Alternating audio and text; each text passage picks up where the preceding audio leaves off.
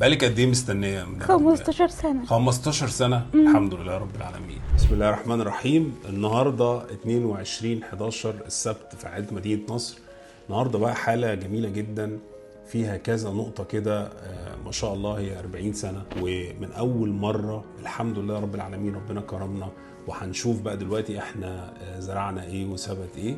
الحاله دي كان فيها ورم ليفي صغير 3 سم موجود في مكان بعيد عن التجويف، وانا ما بشيلش الاورام اللي فيا الصغيره دي لما بتكون بعيده عن التجويف، لان فرص الحمل بتبقى واحده في كل الحالات. الحاله دي تاخر حمل يا جماعه 15 سنه، يعني الحمد لله رب العالمين ربنا كرمنا، وهنشوف دلوقتي بقى الدنيا فيها ايه.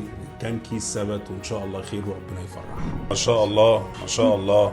كنا زارعين كام بقى؟ 3. ربنا كرمنا بتوأم. ربنا يخليك يا توأم دكتور. حلو قوي. حلو.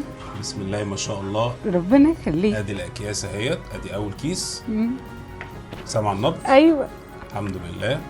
بقالك قد ايه مستنيه يا مدام؟ 15 سنة. 15 سنه. الحمد لله رب العالمين. ربنا رب يكرمك كده يا رب. ويفرحك بيهم كده، يبقوا توينز جميل يملى عليك البيت يا رب. ربنا يخليك يا وادي دكتور. الجنين التاني اهوت.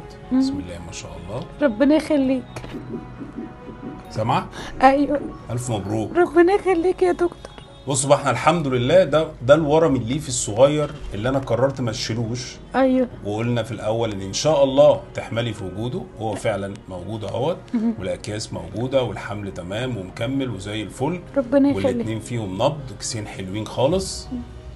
الف مبروك. ربنا يخليك يا دكتور. طبعا انا فرحان بيكي، ربنا مبسوط يخليك. جدا بجد والله، لان انت حاله من الحالات اللي سمعت الكلام، تسمع الكلام. أيوة. التزمتي بالعلاج، التزمتي بالخطه اللي حطيناها. الحمد لله. لما اتفقنا قلنا احنا مش هنشيل الورم، الحمد لله ربنا كان موفقنا في القرار ده. انت فيكي كذا حاجه دميانه تخلي فرص الحمل قليله، بس ربنا كرمك بفضل الله.